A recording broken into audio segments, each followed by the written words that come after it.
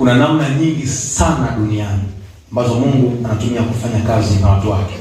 Namna ya kwanza ni Aba. Ukisikia neno Aba maana yake ni baba. Amen. Katika kitabu cha Marko sura ya 14 na mstari ule wa 36 akasema, Aba, Baba, yote yawezekana kwako. Uniondolee kikombe hichi, walakini si kama nitakavyo mimi, bali kama utakavyo wewe. Haya ni maombi ambayo Yesu alikuwa akiyafanya kwenye mizeituni, shamba la mizeituni, mida fulani, wakati wake wa kuchukuliwa na kwenda kupokea adhabu kwa ajili ya ukombozi wangu ulikuwa umewadia. Sasa akasikia mzigo mzito sana ndani ya moyo wake. Aliposikia mzigo akawa ameenda kuomba. Na kitu ambacho anatufundisha hapa, anatuonyesha moja ya jukumu alionalo kama Mungu ni kuhakikisha kwamba watoto wanahudumiwa.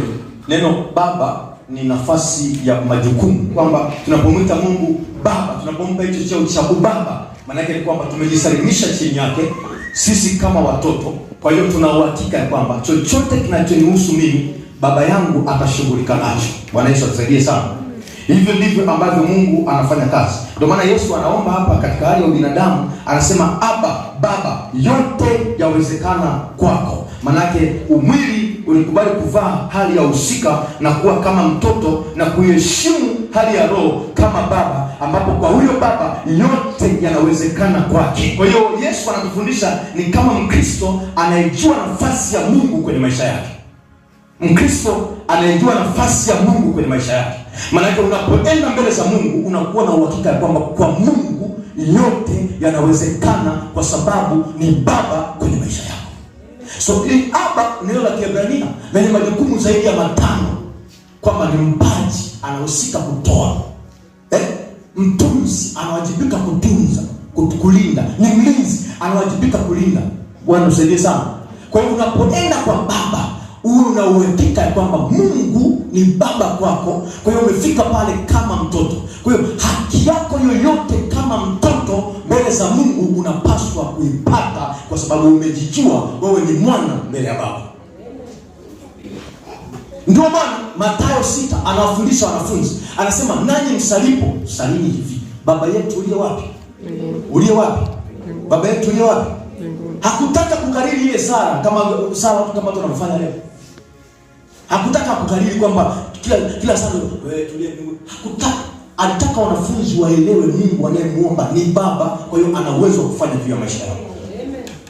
Kwa hiyo shughuli inayotakiwa kuifanya ni kwamba unapoingia mbele za Mungu kuomba, unahakikisha kwamba una uelewa wa kina kwamba ninayemuomba ni baba. Kwa hiyo kama ni baba, maana yake mimi ni mtoto mbele zake. Korintho wa pili sura ya 6 kuanzia mstari wa 17 na 18. Nitafanya agano nanyi mtakuwa wanangu, nami nitakuwa baba kwenu, nanyi mtakuwa wanangu wa kike kwa wa kiume. Maana Mungu anatuonyesha nini maana ya mwanangu. Maana chochote ambacho mtoto atakihitaji, baba anawajibika kukitoa kwa mtoto. Mungu ni cheo cha kuabudiwa, lakini ana wajibu tofauti kwenye maisha yetu, na moja ya wajibu ambao alionao ni baba. Kwa sababu yote yanawezekana kwa nani? Kwake. Yeye ni nani? Baba. Kwa nini? Kwa sababu yeye ni baba kwetu na sisi ni watoto wake. Na ndio maana ili atuhudumie lazima tupitie kwenye mchakato wa wokovu ili tuwe watoto wake. Ndio maana maandiko yanasema wote waliompokea aliwapa uwezo kufanyika wana wa nani?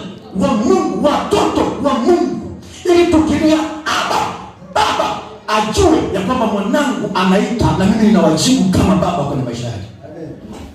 Kwa hiyo njia pekee ya kurudisha ushirika wa baba na mtoto ni wokovu. Yohana 1:11 na 12. Anasema alikuja kwao, walio wake hawakumpokea, bali wote waliompokea aliwapa uwezo kufanyika wana wa Mungu au watoto wa Mungu, ndio wale waliaminiwa nini? Jina lake, waliozaliwa si kwa mapenzi ya wanadamu, bali kwa Mungu. Maana ni ushirika mpya wa baba na mtoto unaanza. Maana Mungu atakuwa akiwajibika juu ya maisha yako. Unaona sawa sawa?